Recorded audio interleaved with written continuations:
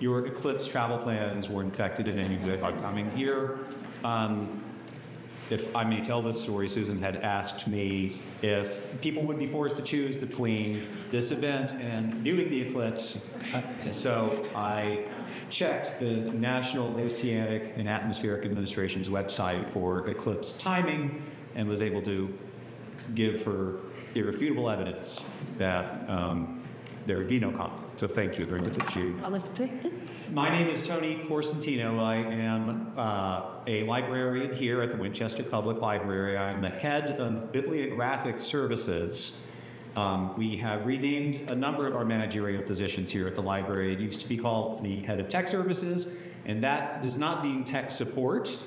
It means that I buy books and put stickers on them. It's my job. So again, thank you very much for coming tonight for our author talk with Susan Ito. Susan Ito began reading at the age of 3 and writing stories at the age of 6. She co-edited the literary anthology of Ghost at Heart's Edge, Stories and Poems of an Action. Her work has appeared in The Writer, Growing Up Asian American, Choice, Hip Mama, Literary Mama, Catapult, Hyphen, the Bellevue Literary Review, and elsewhere. She is a McDowell Colony Fellow and has also been awarded residencies at the Mesa Refuge, Hedgebrook, and the Blue Mountain Center. She has performed her solo show, The Ice Cream Gene, around the U.S. Her theatrical adaptation of Untold, Stories of Reproductive Stigma, was produced at Brava Theater. She is a member of the Writers Grotto and teaches at Mills College / Northeastern University and Bay Path University. She was one of the co-organizers of Rooted and Written, a no-fee writing workshop for writers of color. And she lives in Northern California. And we're here tonight to talk about this extraordinary book, I Would Meet You Anywhere, a memoir which was a finalist for the 2023 National Book Critics Circle Award in Autobiography, amply deserved. I told Susan after I finished reading it on my first pass that I inhaled this book. It completely captivated me. It broke my heart many, many times over, and it was a pleasure to read and reread this book. I've known Susan virtually for many years. That's how I got, how I sort of met her initially, and we have corresponded and communicated for a number of years now, but I had the very great pleasure of getting to meet her in person for the first time a few days ago at a conference called, a conference associated with an organization called the Alliance for the Study of Adoption and Culture. The meeting of that organization took place this year at Brown University, and despite having lived in New England for the greater part of 30 years, I had never really visited Providence, Rhode Island, and so that was enjoyable, but what really made it special was getting to meet and hang out with Susan. So please join me in welcoming Susan to our library.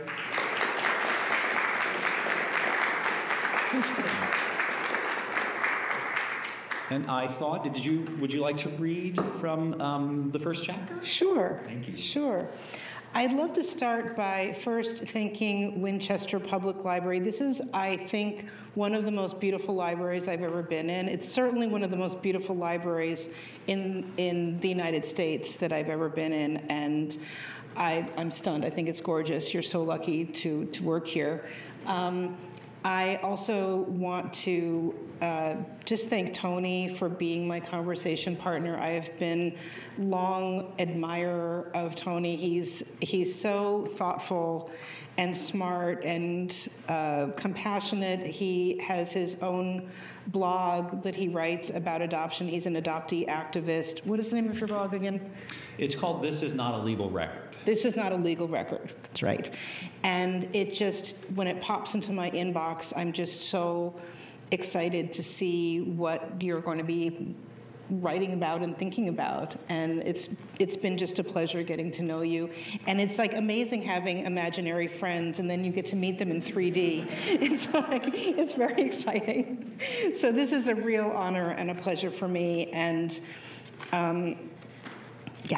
So I'm just going to start from the first chapter. Anything you need to know is that I was adopted by two Japanese-American parents. I'm biracial, half Japanese, half white. The story is about my life and searching for family, identity, belonging, and all the things. So this first little chapter, I'm not going to read the whole thing, just a small snippet, is about the day that I met my birth mother for the first time. I met her when I was a junior in college. I was 20 years old, and so it starts with this, and then it kind of goes backward to my younger days, and then leading up to this moment, and then it goes on from there. The doors pinged open on the 12th floor, and I edged slowly down the hallway. I paused in front of each door. 1207, 1209. I stopped in front of 1211. My watch read 11:58. I brushed the fake wood laminate door with my knuckles. Time ticked like a tiny bomb on my wrist. 2 minutes to 12, 120 seconds. I stood with my palm against the door, watching the hand sweep its way around once, twice, a little blade slicing away at the time. I recited a little rhyme in my head. I would meet you in a house. I would meet you with a mouse. I would meet you in a room. I'd meet you at exactly noon. At 5 seconds to 12, my hand curled into a loose fist and knocked twice. Then I stepped back, breathing hard. The door opened. I half expected a blinding light and that I would step over the threshold into the abyss. But on the other side was just an ordinary hotel room, and a Japanese woman my height stood in the doorway. She was my birth mother. I took in her ink-black hair, razor straight, with a sharp line of bangs above her eyebrows. No pin curls or foam rollers for her. No beauty parlor perms like my adoptive mother. My heart pinched, thinking about that mother, oblivious back in New Jersey. I blinked and stared again at the soft, rounded blip of her nose, her full lips. Her face, her rounded cheeks looked familiar. She wasn't smiling. Her eyes took me in. They moved over me head to toe quickly, expressionless. Then she spoke. You must be Susan. Her voice sounded professional. Yes. She stepped aside to let me pass. I hope you don't mind that we've met here. Oh no, not at all. A giggle bubbled up from my gut, and once again, my mind rhymed. I would meet you in a car. I would sit inside a jar. I would meet you anywhere.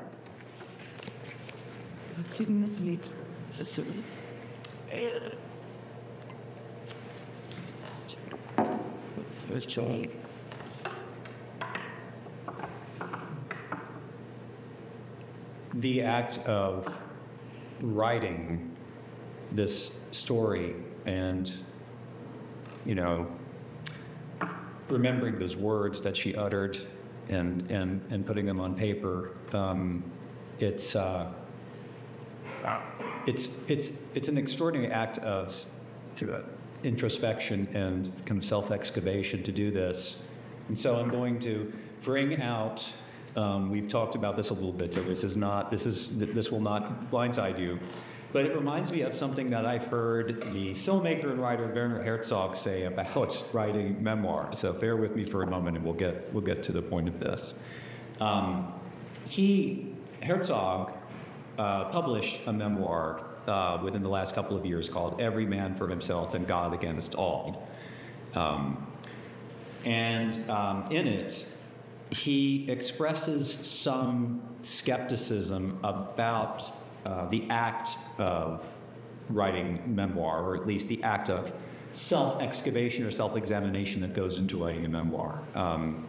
And he said in an interview on public radio, I'm quoting it now, that it is not healthy if you circle too much around your own navel, and it's not good to recall all the traumata, the Greek pluralization, traumas of your childhood. It's good to forget them. It's good to bury them. Not in all cases, but in most cases. And in the broader context of that remark, he mentioned that this is kind of a technique of psychoanalysis as he understands it, which is to excavate the traumas of your past and bring them out into the light and kind of talk through them.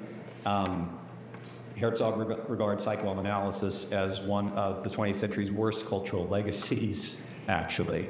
So I'm wondering how you as a memoirist, bringing this very raw stuff out, putting it on the page and sharing it with the rest of us, how you approach that warning that he has about self-excavation. What do you think?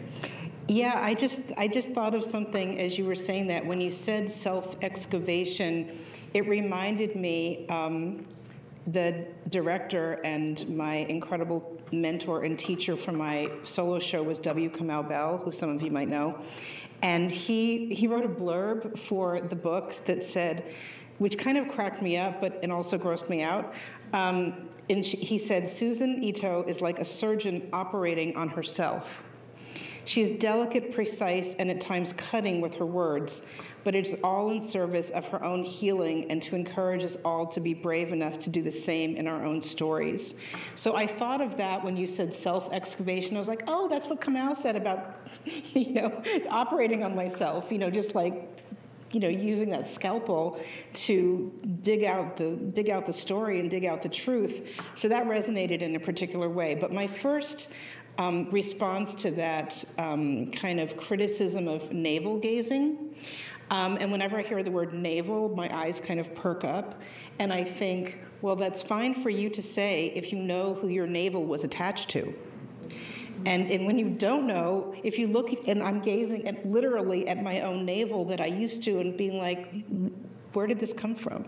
Who was on the other end of this? And not knowing that, I think, puts a different spin on, do you have the right, or is it okay to gaze at your own navel because you're trying to do this kind of self-excavation in service of finding out the truth about oneself? So those are my two responses to that. Yeah. I'm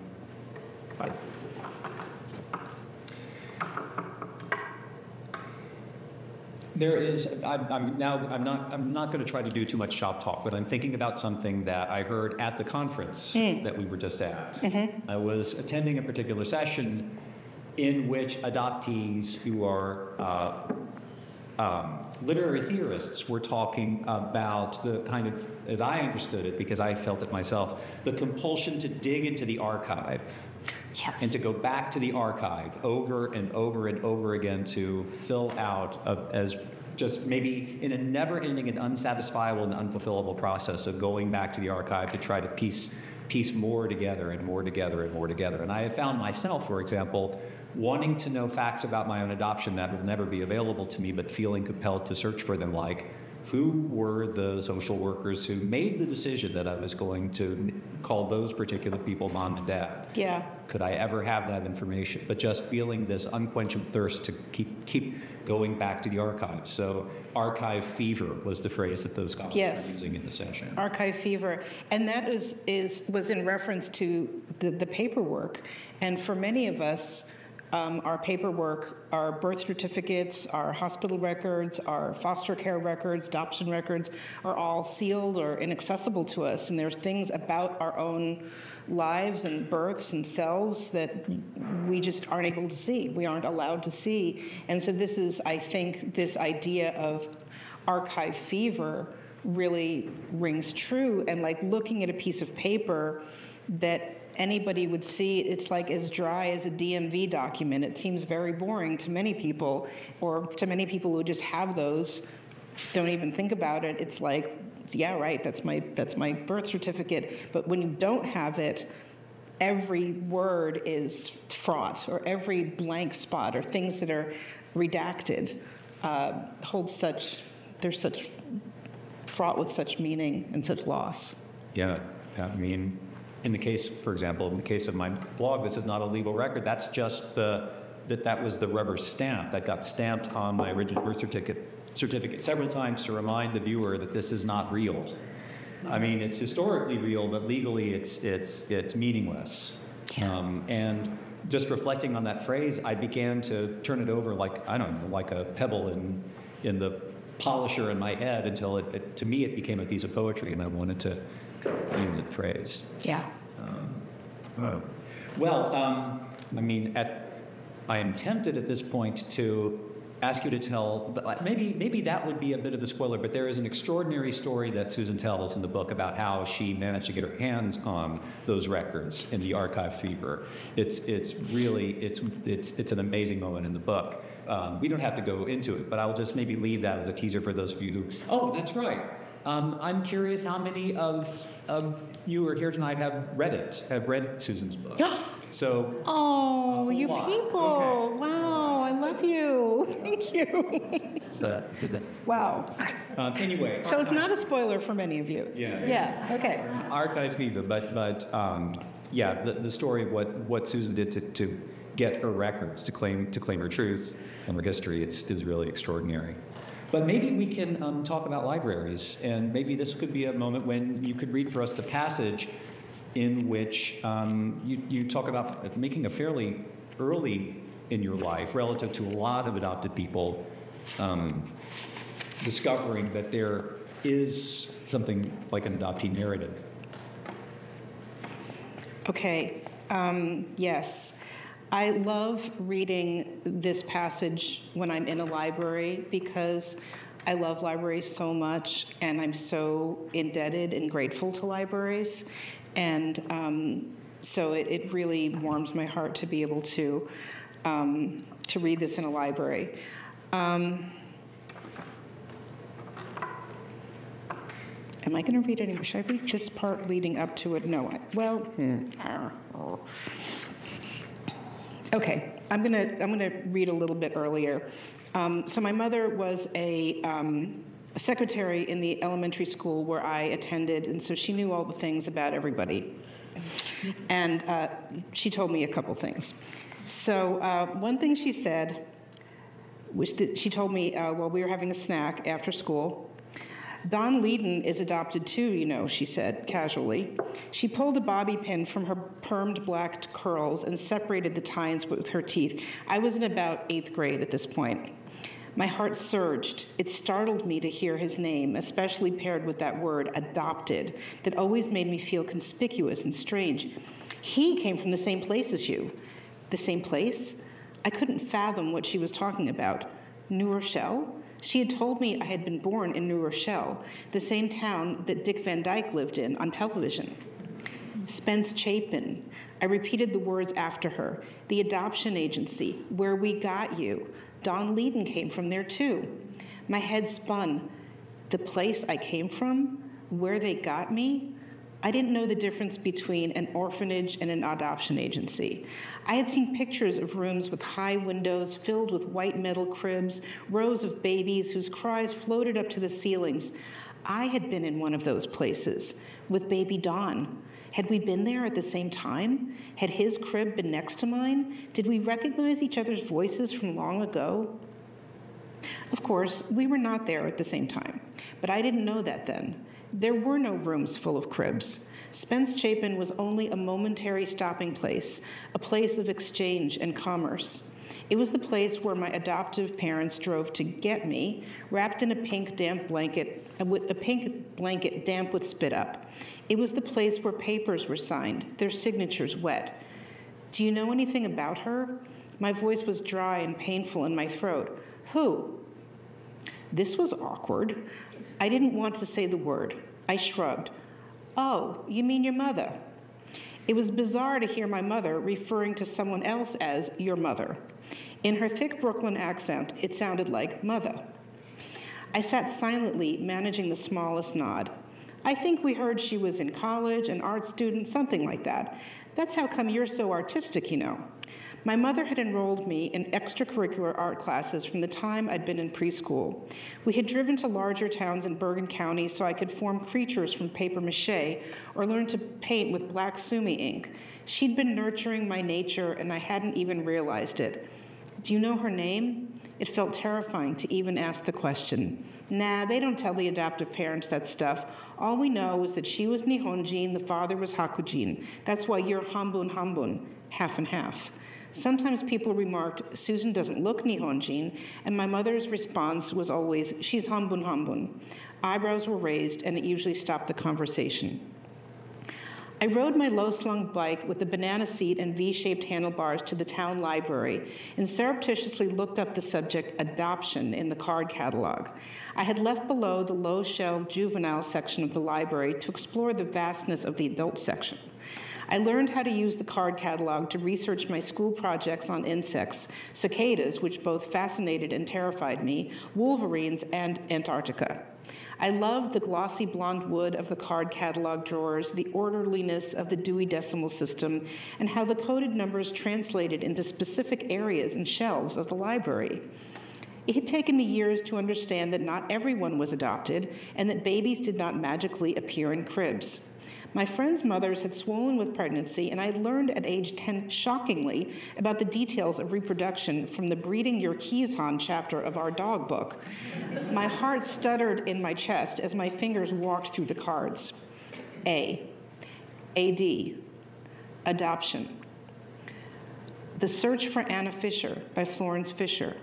I wrote down the book's number and pursued it like a treasure hunt through the stacks. I pulled out a thick book with a green cloth cover.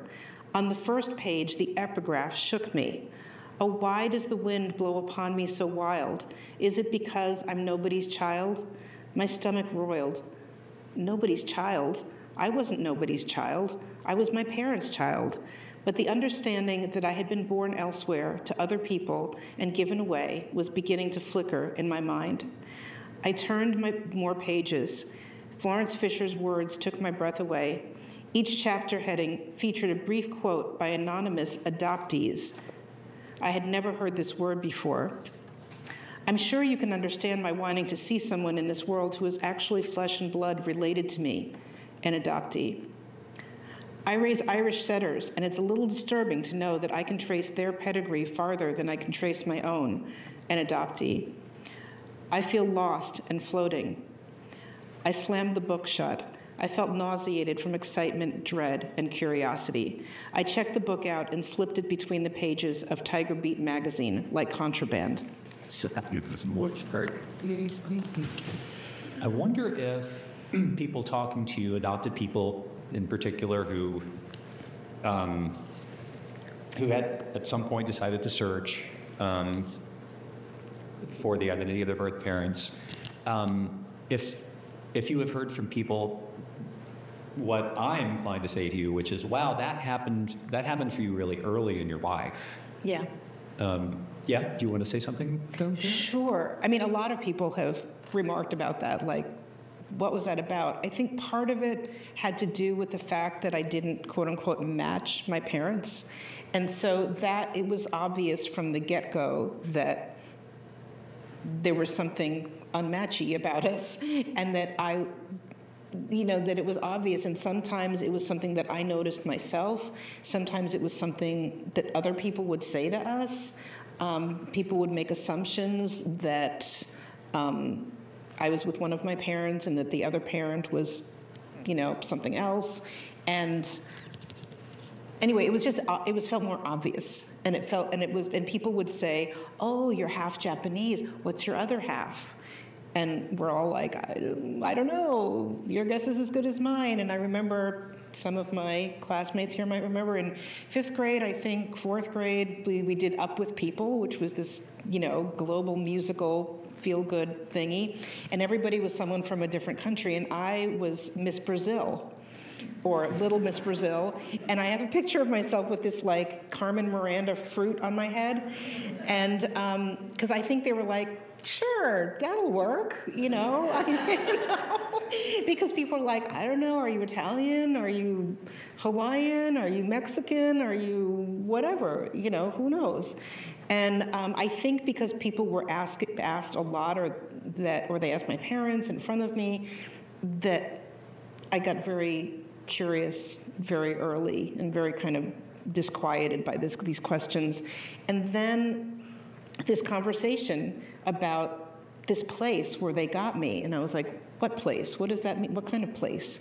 You know, and then that somebody else I knew was also from this place. I mean, it all was like, whoa. And I think it was really all about timing.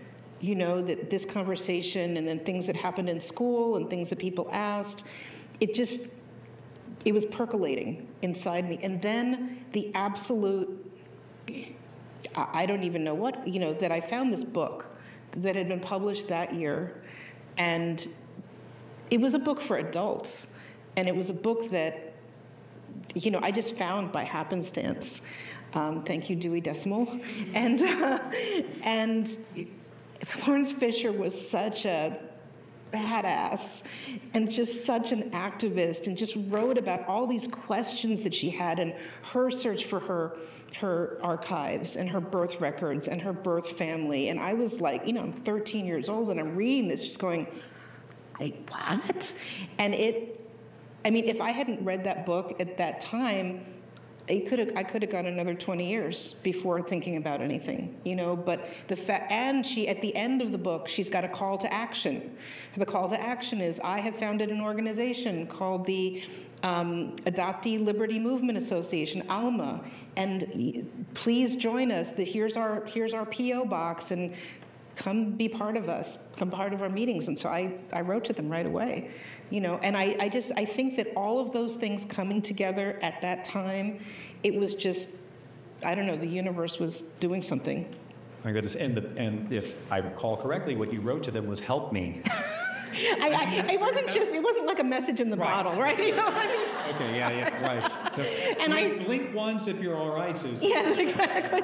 No, I said much more than that. I mean, and I don't even know if that was exactly, but it was something along those lines, like, I want to join. Please, can you help me? Can I be part of you? And they were like, sorry, you have to be 18. And you know, I was a very obedient child. I was the good adoptee. And so I was like, okay. And so I waited. And when I was 18, I was like, hi, I'm 18 now. And they said, come on down to New York City. And I did exactly that. And that was the beginning of, you know, a long relationship with them, and the beginning of me being in a room with other adopted people, talking with other adopted people, getting advice from people. I mean, I think everything just like lined up in this incredible way. It just did, and I was really, I think, fortunate to have it happen in the way that it happened. Yeah, it's interesting. I just want to say something very quickly about this question that a lot of adoptees have to deal with. It's about passing or not passing for being in their families. It comes in a lot of different forms. I was adopted out of one white middle-class Catholic family into another white middle-class Catholic family, but the white middle-class Catholic family I was adopted into does not physically resemble me, really, in such a way that it is very clear I tower over everyone in my adoptive father's family. To the point where it often happened that my father's, hilarious friends, upon being introduced to me, my father would introduce me as his son, and they'd say, are you sure about them? You know, like joking. Or else they'd be, what are you feeding him? Yeah. Yes. Well, there's that. Yeah. Yes. Yeah, I think it took a long time to unpack or to confront that and confront what that does to you. Mm-hmm. For sure. All right, well, there is, again, not to give spoilers, although perhaps it doesn't really matter too much in current company, but there's a moment toward the end of your book where you are really in a very vivid and direct way confronted with how things might have been. And that is something that adopted people wonder about. Whether they reconnect with their roots or don't. What would have happened, what could have happened if my original family had kept me? How could things, or if those nameless social workers had decided to designate some other people for me to call mom and dad. but there's a moment, a very striking moment in your book in which you are reflecting on what might have happened when it's brought to you, when you're told that, you could have been kept, maybe, if things had been a little bit different, if certain people knew certain things they didn't know. And then you describe what it's like to imagine everything that you know about your upbringing, your rootedness in your adoptive family, if that had all vanished, and instead you had lived out a very different life. Yeah. You want to talk about that? Yeah, I mean, I think just contemplating the randomness of, an adopted person's life, that, it could have gone this way. There's an incredible new book that was just published, Relinquished, by Gretchen Sisson, where she talks about, she interviews hundreds of relinquishing parents, and some of them, it's like so heartbreaking, are like, if I had only had enough money for a car seat, I would have kept my child. If only, I mean, it turns on the smallest thing, or this random thing, like, here's the social workers, let's put this one over here, let's put this one over here, okay, oh no, but this one already has a child, or, you just feel like yourself as this random card on the table, and that you could have ended up wherever. And I, at that point in my life, was deeply rooted, no pun intended, in my family.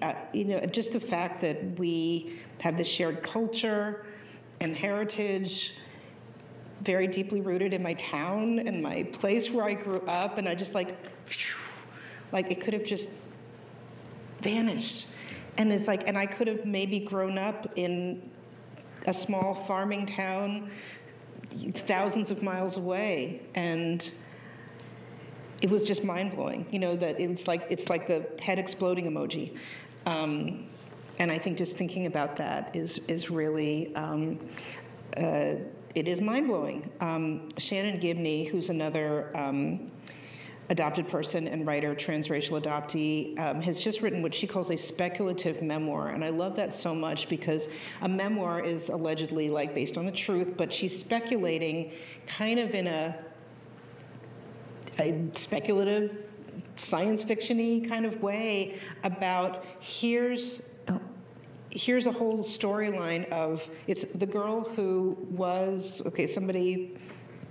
might have been, I was, am, and never will be. Yes, the girl I was, something, and never will be. Yeah. Yes, but it's three things. Anyway, but you get the picture. And she has these braided narratives of, here's the story of the girl who stayed with and knew her father. This is the girl who she was and grew up to be, and this is, a whole other situation. And it just she really goes there and plays out that narrative of speculation. It could have been all these things, and yet it was this thing. Yeah. I think I've talked to other adopted people who have had similar experiences to something like similar experiences to what you had when you were told that if only certain other things had been different, you would have been kept. I think a lot of us hear something like that from biological relatives when we meet them. If those of us who if only have this. The privilege of whatever reunion is, but meeting the biological family, and it's hard to know how to live with that, because it feels like it's an expression of so much love, but it also feels like it's in a way it's like detonating a nuclear weapon in some way, because it just entails the obliteration of everything you know. Yeah. Yeah. Well, I want to ask you a little bit about kind of the adoptee experience, if there is such a thing, the experience of being adopted, and what, how your book speaks to those of us who have experienced adoption as adoptees, because there are many forms of adoption. There are adoptions out of foster care in which maybe the child has knowledge, has a connection to their original family. There are there's intercountry adoption and domestic adoption. There is same-race adoption. There are transracial adoptions. There are closed adoptions like ours, and then there are so-called open adoptions, which is an adoption that could close at any minute. So that entails a lot of different kinds of experiences of severance and separation. And the question is whether there is linking them some kind of core. Because I certainly found myself at many points in reading your book thinking, oh, I know exactly, I take myself to understand exactly what Susan was thinking and going through in those moments. I think that's in part attributed to your brilliance as a writer, because you were able to elicit or help me to re-experience emotions that I felt at certain moments in my own story that kind of rhyme with your own. But I am interested in this question, to what extent, given the different kinds of adoption experiences there are, what we think is as kind of common to it, and also sort of where you position yourself in all of this sort of spectrum, many dimensional spectrum of different kinds of adoption experiences. Yeah.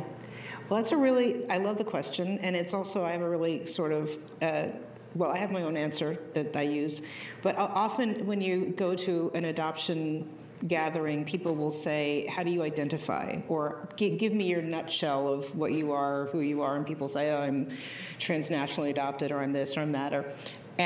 So I will say I'm a domestic, closed adoption, and I sometimes call myself an upside-down transracial adoptee.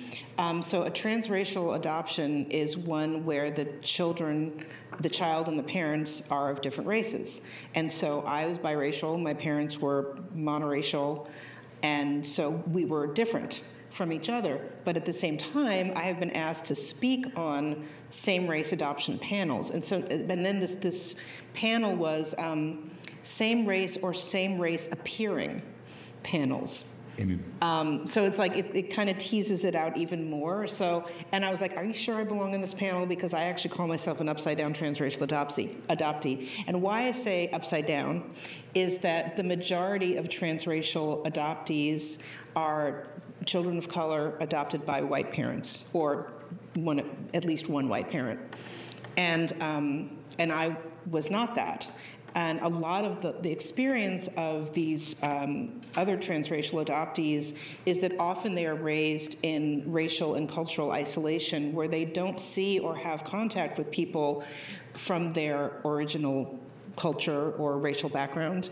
And they might never meet a person, or certainly not a whole community like that. And the parent really has to work hard to find those contacts and find those experiences for their child.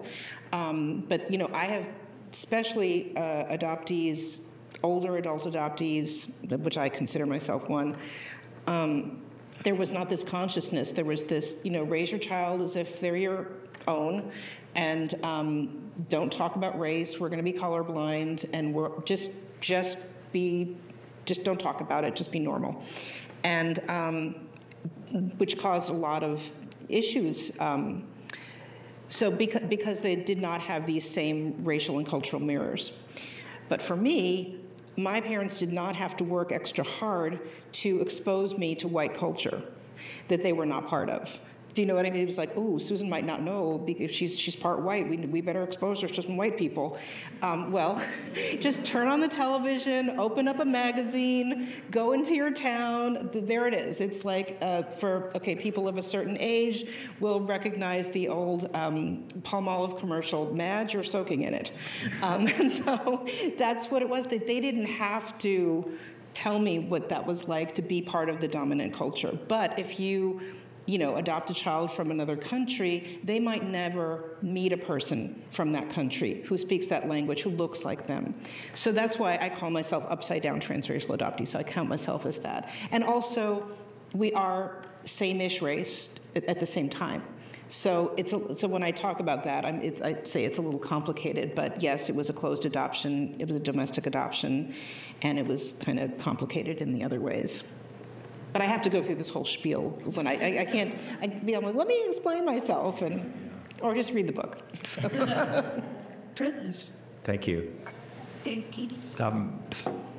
I've heard you say that people have approached you about the book who are not affected by adoption directly or personally, either because they're not adopted or they haven't adopted children of their own, but they approach you with gratitude and say that that they find in your story elements that resonate with their own experiences of disconnection, estrangement, and alienation from their own families, from their own communities, maybe from the town they lived in. And so can share in that, or at least find something. Mother-daughter relationships. I've heard a lot from people. Do you want to say something about that? Because Sure. What is interesting to me, I'm so sorry. But No, keep going. Yeah, just to fill it out, because I am very much interested in the way that that claim can be turned against adopted people when adopted people try to explain what it is about severance from one's original family and anonymization of one's original family that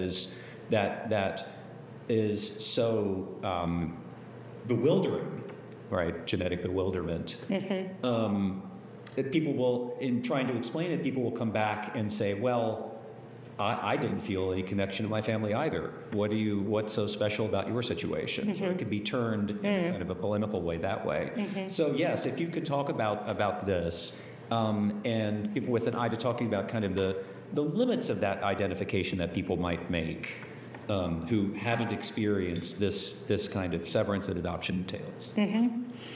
Well, when you try to publish a book, and you put in a book proposal, one of the things that the publisher will always say is, well, who is your audience? Who is going to read this book? Who even cares about this book? You know, who's going to be? So I was like, well, adopted people or people who have a connection with adoption, you know, maybe Asian American people, maybe, and then I just kept like adding to the list, and I was like, actually, anyone who's a human, anyone who reads, I don't know. I mean, I would like that to be the case, but I really wasn't sure. But I put it down because I thought this will help my marketing profile, that anyone who's a human could enjoy this book. But it actually has shocked me how many people have contacted me who have said, I don't share any of your experience, and yet I resonated with it so strongly, and I've been very pleasantly surprised and happy, and really happy to hear that, you know, because that's what I have wanted, but I really wasn't sure that was going to happen. And I think what you're talking about, Tony, is when people, it's like, say you have a really big loss in your life, you know, say your parent or your sibling or someone you really love passes away, and someone's like, I know my cat just died, I feel the same way. And it's like, well, I know it's, you know, I've felt a lot of grief when my beloved pets died too, but it's sort of like saying, I have the same experience as you because I didn't feel close to my mother either, or I didn't, whatever. And I think the difference is in trying to make that equivalency from the outside versus saying, I read your story and it evoked something in me. You know, that I will never not want to hear. You know, that will always make me feel like, oh, we are all connected. We are, and that maybe people who don't have this experience will have learned something about this experience by reading this, and that makes me really happy. It's more like saying, oh, I know what you're talking about, and I feel the same way, or you feel the same way. I feel the same way as you. I'm like, really? Are you sure? Are you sure? You know, or I've had the same experience because my experience is the same as yours. And I think it's making that presumption, that's the thing that doesn't feel so good.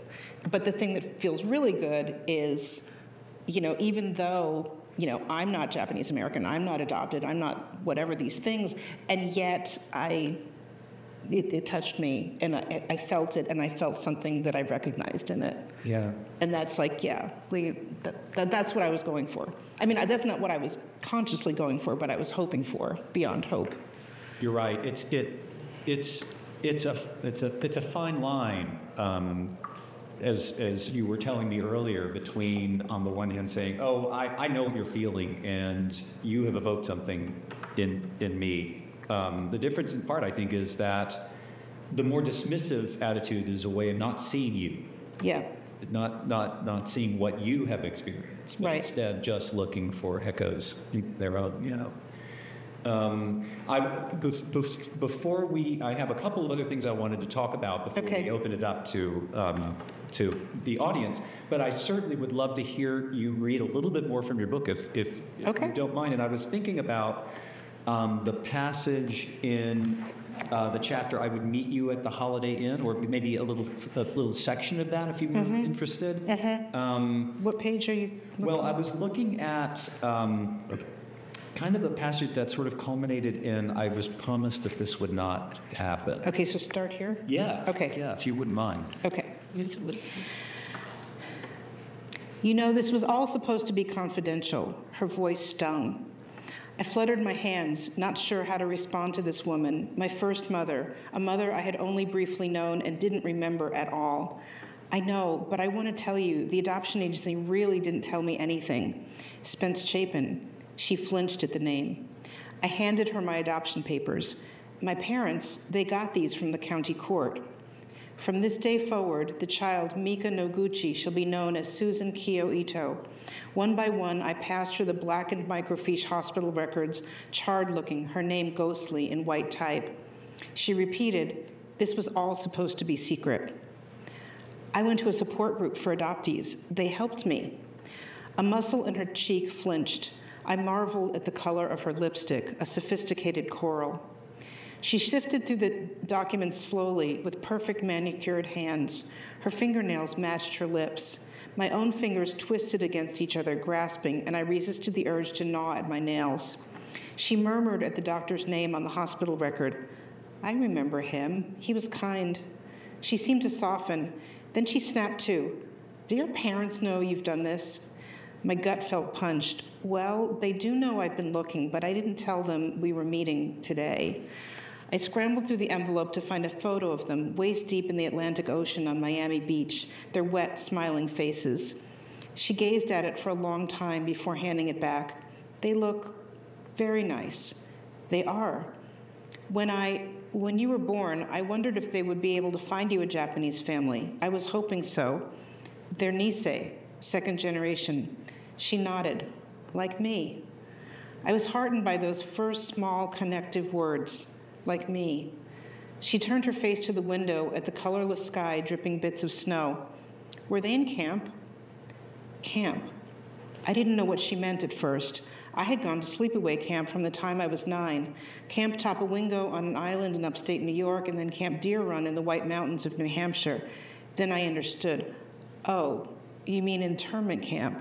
Yes. No, they were in New York, so they didn't get sent. My father fought in the war, though. He was in the 442nd. I knew she would know those numbers. Ah. She nodded and her chin puckered with what looked like a shadow of approval. Were you in camp? Yes. Her gaze brushed the ceiling. I was just a child. I'm sorry. There's nothing to apologize for. Again, her voice was harsh. I felt stupid. I looked down at the snapshot in my hands. My guts felt like jelly. I wished I had told my parents, but if I had, they would have worried. They would have fussed and made me buy her a present, omiyage. Don't go anywhere empty-handed. Even if it's visiting the woman who left you as a baby, you have to bring something, just a box of omanju, something sweet. They would be circling around the phone now.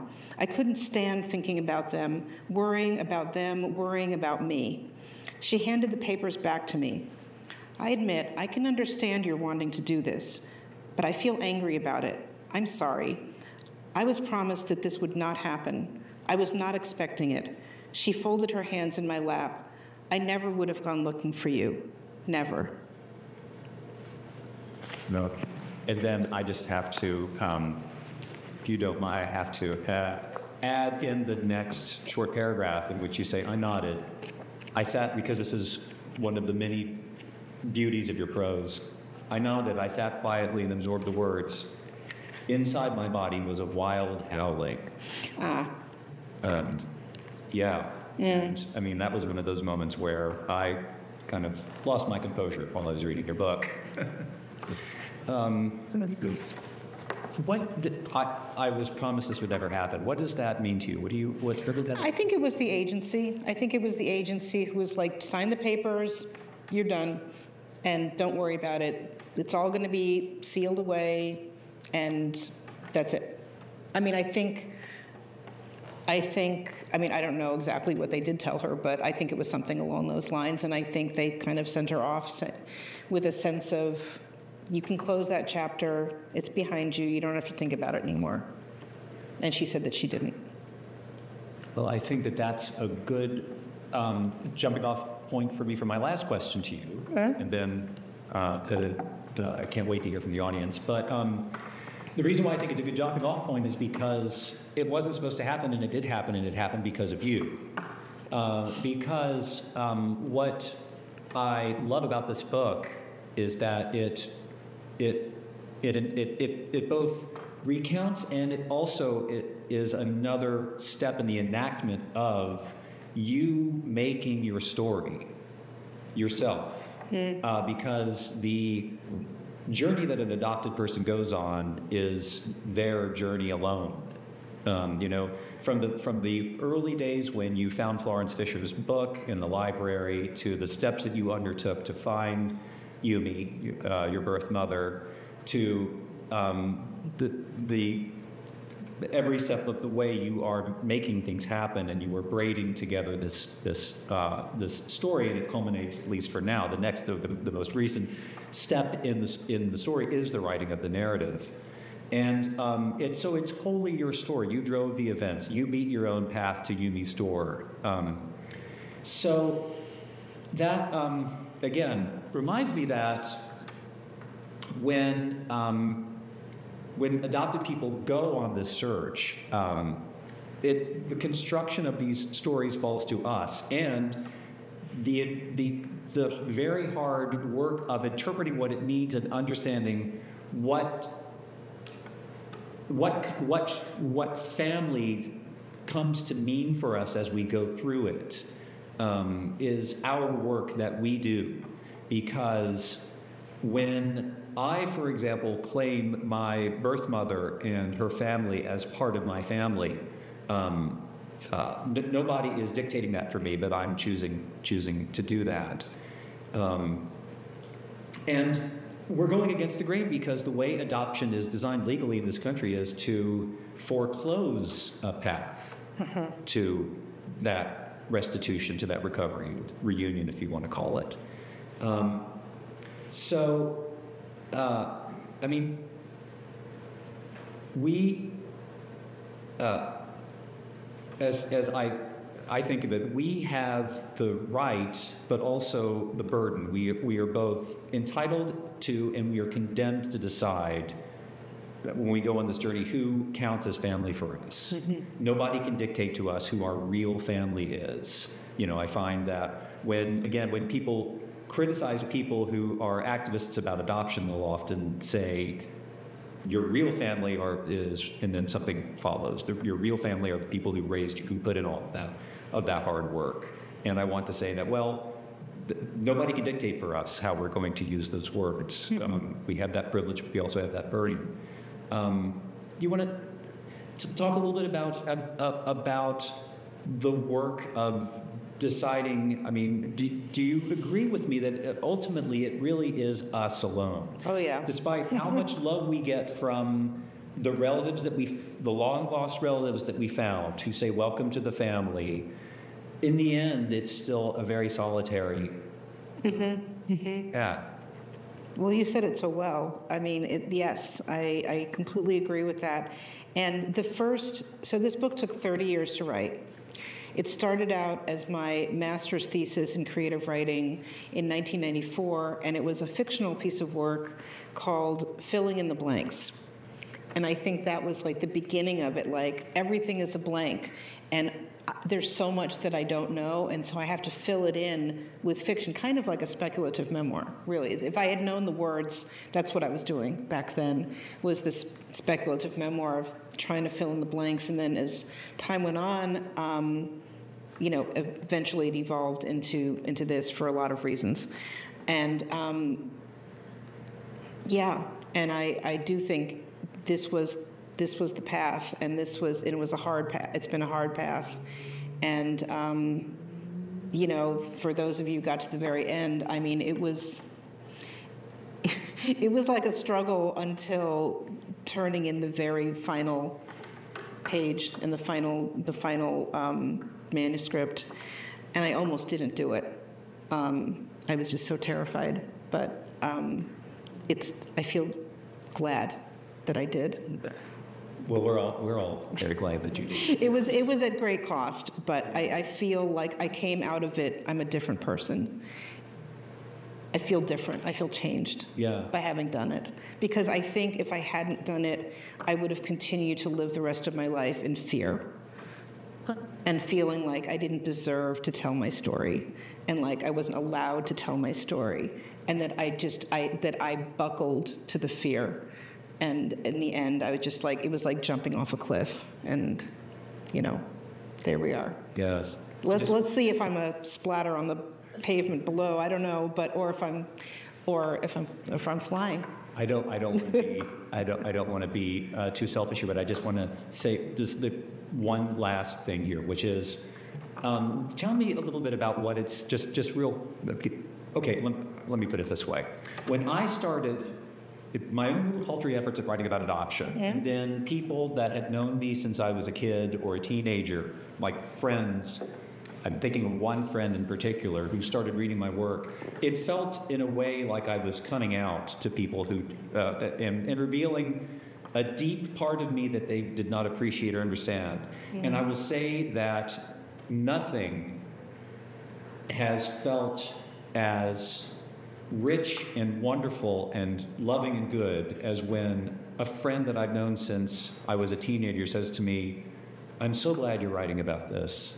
I didn't know that this has this meaning for you, but I am really proud of you, and I'm glad that you're doing this." Have you had that kind of experience with friends or people who have kind of encountered this part of you through this work? Yeah, and I think some of them might be here. But I mean, the thing that really surprised me, and I think surprised them, especially my college roommate, who I was living with when I was going through this, said, "I did not know." And I'm like, really? And I realized that I was so compartmentalized in my life that I kept this so inner. Like I talked about it with my friends at the adoption meeting, or I talked about it with one or two other people, but I did not talk about it with the person I was living with.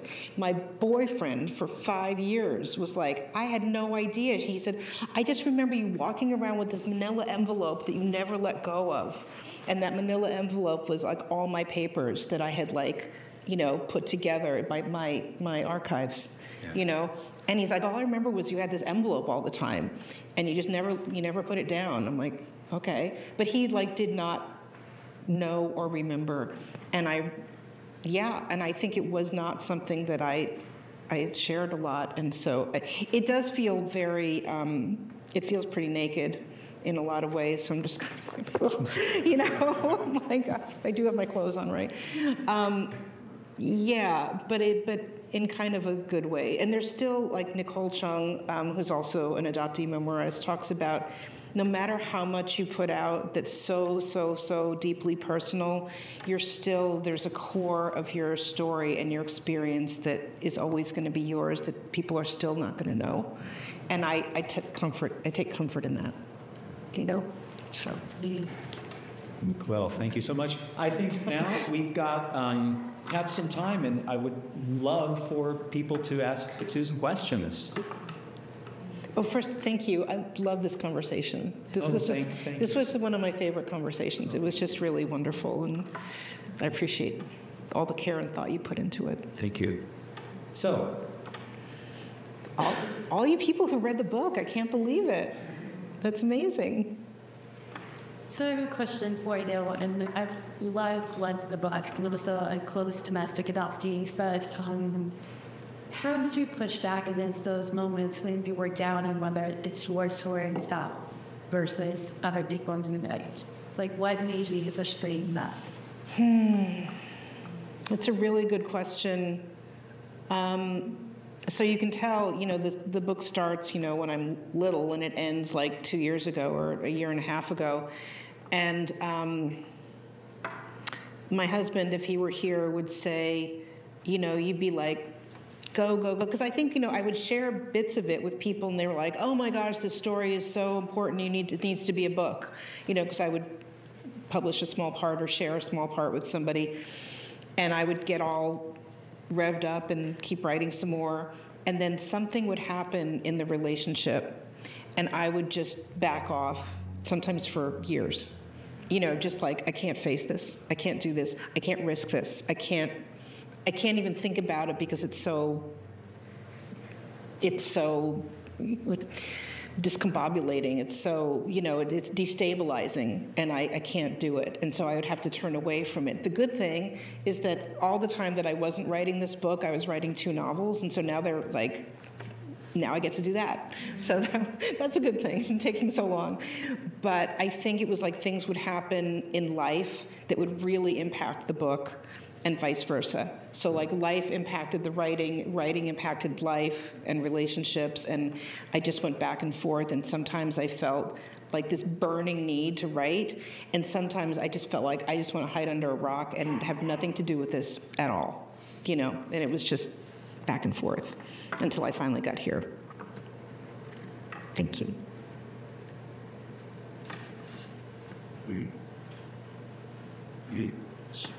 I want to thank you for writing some. I'm writing a book about taking my sons to meet their narrow and things communicate about that specifically. But it's a really different cousin where I'm coming from, and learning.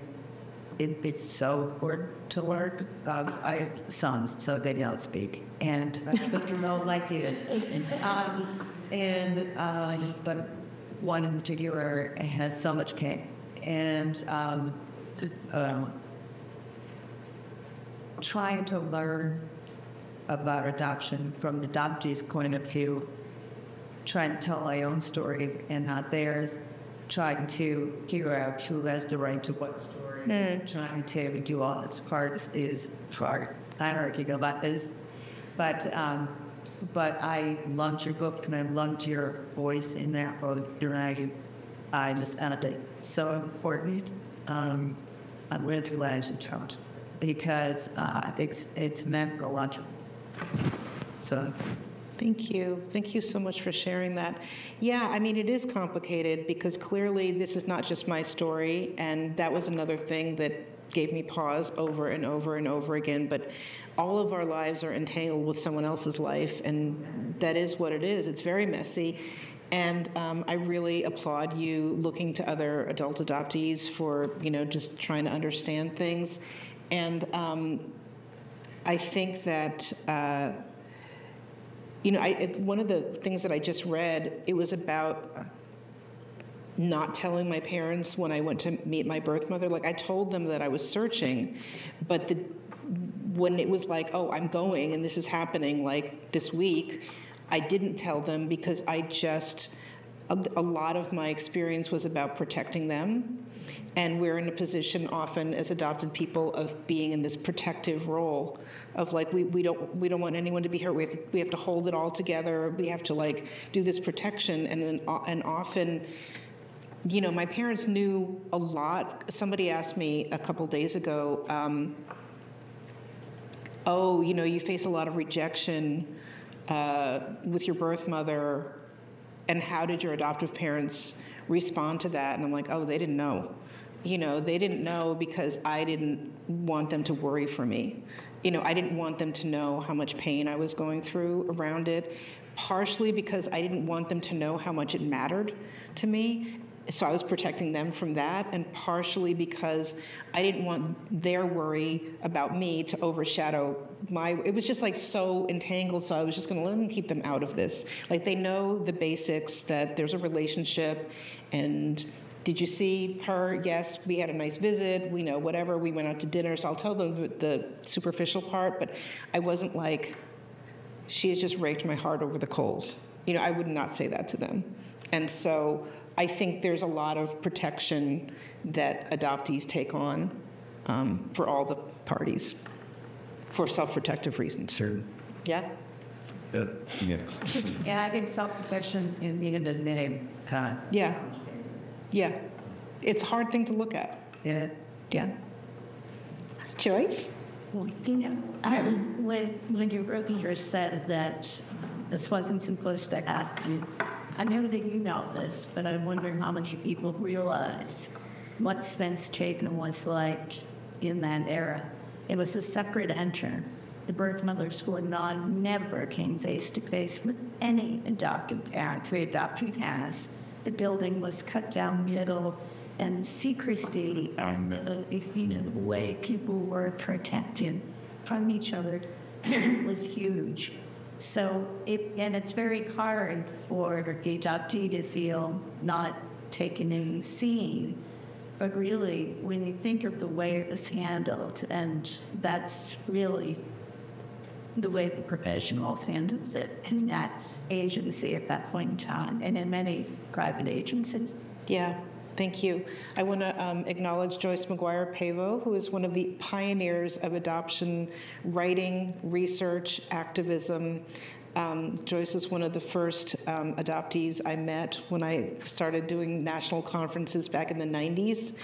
And I have so much admiration and respect for you. And she's a repository of immense wisdom, knowledge, and experience, and history. So thank you, Joyce. Thank you.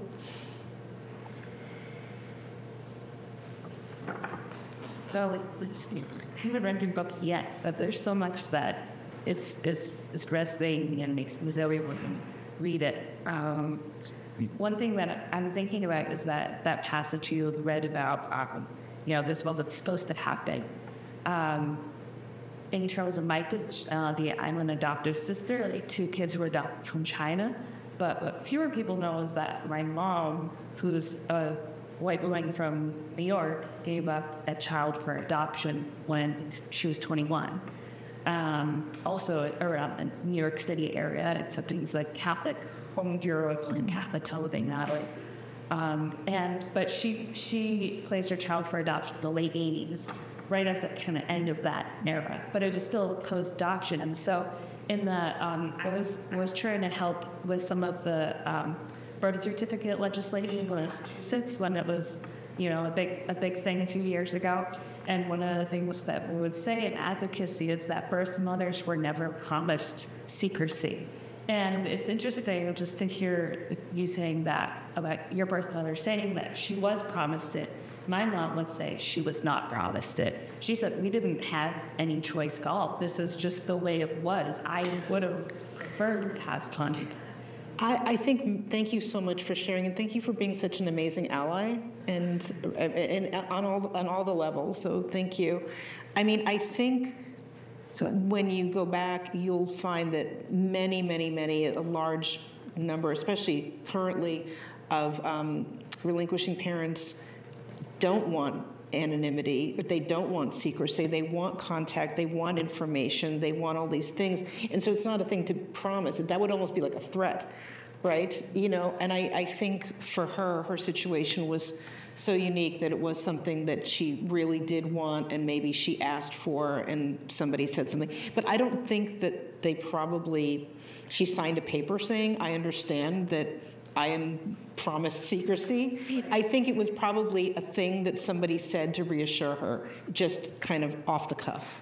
I really don't think it was a policy. And how could it be enforced anyway? Exactly. A contract that would bind us as adopted people. Well, we are often bound, us, forever. Well, right. Right, so. Right. Yeah. What is the one state? There's one state that's like undergoing records legislation now, and somebody was like, your birth parent has to sign something for 40. There was something like 40 years. What? Idaho? It's some ludicrous thing. Excuse me, so sorry. No, tell us. I'm just so mad about this. I can go more, but I can't find out my birth records until I'm 40. Right. Yes, but they just randomly picked a number and decided that age 40, adoptees are responsible enough. Well, but by age 40, then you have to still have the permission of your birth parent. Well, yeah, the baby actually was adopted in Wisconsin, and they just made it harder for me to get my. Now I have to prove that my birth parents are dead, which I mean, at the end, I know what they are. But you can't do it if you don't legal know. Right. And you can't do that because the records are closed. What to do it. My children came. Once my birth parents and I are both dead. Then my children can go be members. Nice. So it's like it goes state by state, and it's just ludicrous, the bureaucracy that's out there that has happened for historical reasons that I won't go into right now, but you can read The Baby Thief and find out all about that. It's just, it's state by state, and there are only very few states where you can have open access to your records. And even so, New York State opened in 2020, because I was 60.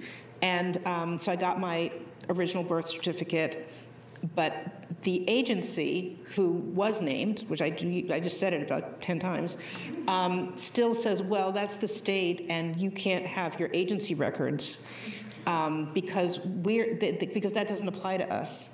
And when I went there, this is a chapter in the book, I went there and they literally gave me enough information to fit onto 3 Post-it notes, and they had a file like this. I'm like, I want my file. Archive fever. Archive fever. I've got archive fever, baby. I've got it bad. I want to know. I was in foster care for 6 weeks. I want to know who I lived with. I want to know where I was. I want to know what was going on in the hospital. I want to know what happened. I didn't go to my parents until November. I was born in August. And that is like a big blank spot. And for any of you who know a baby, and when you see them and they're 3.5 months old, they're formed.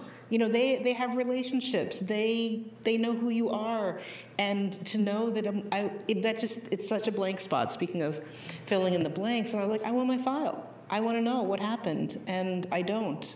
When my parents gave up their house in the town where I grew up, I was devastated because I felt like that's where my life began. That's where my history began, was when I came to that house. And I have no idea what happened. So I just kind of started existing when I came to that house. And so when the house was sold, I was just shattered. I felt like my whole history just went away. So. Also, something else about the so-called anonymity promise. The leading scholar Elizabeth Samuels has written about and has investigated that and has published about the so-called anonymity promise, really thoroughly debunking that claim, both by recovering the actual records of adoption and adoption decrees that do not contain any such provisions, and also just gathering lots and lots of survey data that show that birth parents, by wide margins, both deny ever having been given any such promise and deny ever having wanted it, such conclusion.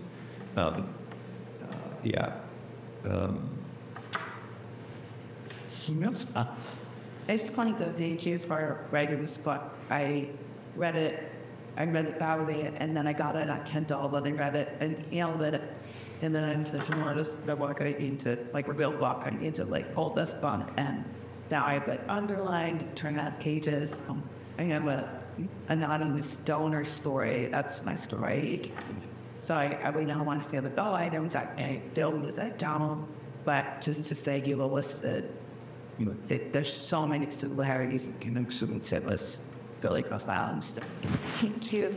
I think the reason why I recommend this book to people who are not affected by adoption is because it's just a brilliantly written book. You just write so well, and your authorial voice is in my own head in a benevolent way. In a good way. Not in a crazy way. No, in a guiding way. Thinking is just kind of even trying to evoke something of the way that you so compactly but concisely but thoroughly evocatively describe emotions and feelings. I just have to read this. Just one very brief passage, if you don't mind my ventriloquizing you. This is the passage in the book in which Susan is talking about participating in a kind of a taiko drumming event, and there are videographers there. There's a husband and wife film team who are filming it, and they basically just leave the child to be looked after by someone else, and that someone else is Susan, and she's talking about holding this baby in her arms while their parents are busy doing their filming. So if you don't mind, I'll just read a couple of paragraphs. I love it. Thank you. Her beautiful Japanese mother, resolute in her work, did not come out of the barn. Her bearded father said wearily, "It's like this every night. She cries for hours." I held her in my arms, this half-Japanese baby whose mother was deaf to her cries. She was 11 weeks old, the same age that I was when the hospital released me. I wondered if I made the same hoarse sounds as we rode together in the cab, my birth mother and I, on our way to our permanent separation. I walked miles that night. I paced the figure-8 shape of infinity in the grass, cradling the baby until my arms and back ached.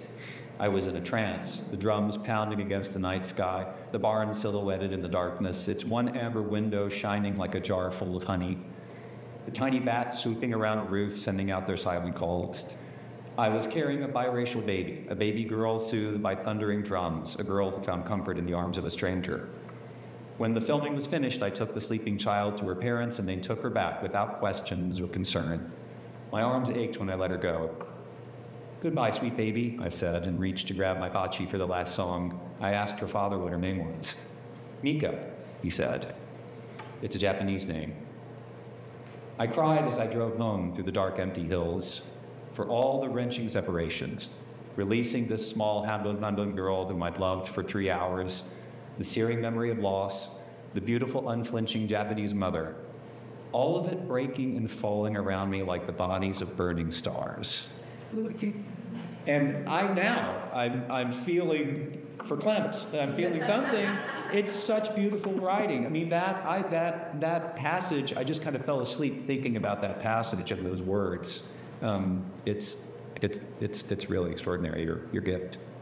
Thank you, Tony. Thank you. 4 questions. We have a little bit more time left. Sandra.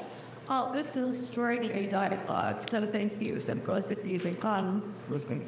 And I'm going to ask you a literary question with Susan, but I somehow simply need to just disclose that I am also an adoptee, and the content of what you're saying, of course, speaks to the deepest part of it. I'm just thinking on my quote would sound like something bloodless at the beginning of the question, because I just able identify clear what is where he asked me. I'm not surprised that you've got this novel, because for me, reading it, so much was carried in the dialogue, each little character, which I just think I'm a real gift for. That the effect that it had on me as a reader was that all these people were fully came to life through the words that each other could speak. So even though you are the teller and maker of the story, that love the idea, as Tony articulated, that the act of writing the book itself, and because you're not just telling a story, you're actually enacting this. You're making the story happen. You're opening space for the story to, but there's so much in the dialogue that makes all those characters, like, you feel empathic, even your adopted parents and your birth mother, I feel was your heartbreak at her cruelties, and the kind of randomness of her and fickleness of her coming. So anyway, broad box around that. But my question is, it just seems extraordinary to me that you're able to narrate your own self, your own speaking persona, through this long period of time, when we see you go through all these transformations from college students to a series of discoveries of your birth mother, but then you marry, you become a mother yourself, your own adopted parents, we become their caregivers, and so it goes through this really long arc in time. But somehow there's a through line and consistency like who you are to this whole thing. And so could you just talk about the carpentry of what you do as a writer, what is your conscious process for how you put all the pieces together? Because some parts of the timeline are very telescoped, and you just kind of let us know the winds of time have turned the calendar pages and now we're here. And then other scenes, like the one I taught you, just unfold moment by moment, right? So there's a lot of showing and that's a little bit of telling and that a lot more. So how do you, tell us about where your process of that? Thank you. Well, thank you. So the process, the carpentry of it, some of these things were written 20 years ago. You know, many of these things started out as journal entries, especially like the day that I met her, that hotel room scene. I wrote a lot of that when I was 20 years old, and I came back to where I was staying, and I thought, I'm going to forget this. My brain it's going to dissolve instantly because I was already having kind of an out-of-body experience, and I was like, I have to write down everything, and I have stacks of journals. I have a journal from that day, you know, and and it's so funny because I've written all these different versions of it, and I have to keep going back to the journal and going, no, didn't happen that way. You know, this is what you wrote down March of 1980, and you got to be true to yourself, you know. So a lot of it, and then later on, like the taiko drum, I have a whole series. I had like 80 pages of just taiko because it was such a transforming experience for me to learn how to play taiko and to practice. And so every time I came home from taiko, I would write about it. And it was like, so a lot of it was like in the moment I wrote, and of course it's edited and polished and scrunched and, you know, and expanded and pulled. But I have a lot of their notes are in journals or as free writes. Like I'd say the last 10 or 15 years, I've been in community with a lot of writers, and we have free writing groups where we'll just sit and write together. Like, let's write for 20 minutes, let's see what happens. And so often something like that would happen. Like I would meet with the Ferry Building. That was like at the free writing group the next day or something. And so a lot of it was very immediate, like in the moment and in time. And in some things, I had to. It's like, oh, I can't skip all this time. I have to fill it in here. So then I would just write something to make the pieces kind of thread together. And so when I first met with my publisher, she was like my editor. She said, well, you have to make a decision. Is this a collection of essays or is it a memoir? I was like, oh, it's a collection of essays. And I said it pretty quickly, and it was because I've published essays. I know how to write an essay. And she was like, okay. But then I realized a lot of it didn't work like that. And I had to really change the essays to make them be part of a longer memoir, and I had to fill in chunks, and it was a lot. The other thing is, I was telling Tony that when I first turned in the manuscript, it was 110,000. I was telling Ken, it was 110,000 words, and they were like, "This is very nice, but we publish books that are 60,000 words. Can you cut 50,000 words?" Which was literally like almost half. And I did it. And I think it's a better book because of it, but there's a lot that's not in here. There's a lot that, unfortunately, my entire high school life I've had to cut. And my other good friends who know was like, what about the concerts we went to? What about Dan Goldberg? I know, exactly. And so, exactly, how could you not? And there was an entire chapter about that, but the whole chapter, but it got cut, cutting the floor. And some things have been published as outtakes, as like cutting room things. A few pieces have been published alone, and other things are just floating around out there. Maybe one day they'll turn into something. But yeah, I had to cut a lot. I just, though, got a literary agent because I wrote this and published it without an agent, which is hard to do. But I did. But I do have an agent now. And she said, I'm just so impressed with this book. It's so tight. It's like there's not a spare word in there. All the spare words go on the floor. I mean, I have a picture of my wall at my office where I write, and all the chapters and sections were on these Post-it notes. And so I had all the Post-it notes since I was using them to like, sort of make an order and decide the structure of it. And then all the ones that got taken off were on the door. So I had to put those Post-it notes on the door, and they're still there. So I could remember those. But yeah, I had to cut them off. But I think I can do it. I can't go to anything. It works. But yeah, sometimes I miss some of those notes. Yes. Okay. Last question. Okay, thank you. And thank you so much. Just want to briefly express how grateful I am because I'm just in part two and I like to go and finish. But you mentioned earlier in the context of starting to contact all at 13 and then being like a good adoptees and waiting until you were 18. And I was just wondering if you could talk a little bit about the good adoptee identity and whether or not you still identify with that and how maybe reading it or even directions book shape that identity or that helped you discard it maybe. Yeah. Well, writing this book, publishing it, we had us talk to you. Hopefully badass, which is bad.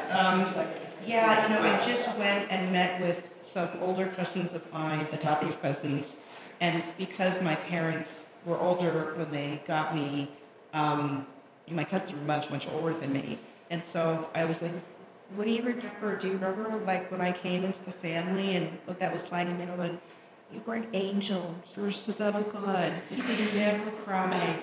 And there's a whole thing in there about that.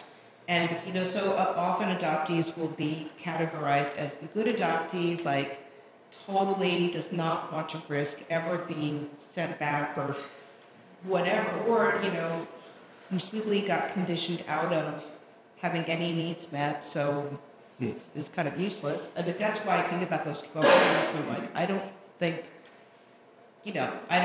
a lot happened in response to me, during that time. And so I've learned to be very quiet because I was wait. And then there's a bad adoptee. It was like bad seed. It was like demon child. Who like is like, and then there's nothing in between. You're either the good adoptee or the bad adoptee. And I think I'm definitely still the good adoptee, or just a good girl in a lot of ways. But every time I think about this, I'm like, I'm bad. And then that's okay, But it is something that I've struggled with. The whole people pleasing or the whatever. That I am definitely guilty of that, and I think the good adoptee trope is definitely a part of wanting to be an indispensable person, like in my workplace, like I will volunteer for all things. I will do all the service. I will do all the things because I don't want people to be glad that I'm around, So that's, and I think in relationships, it plays out in right back to me. So, Look at it. She's like life around. Thank you. Thank you so much. Thank you.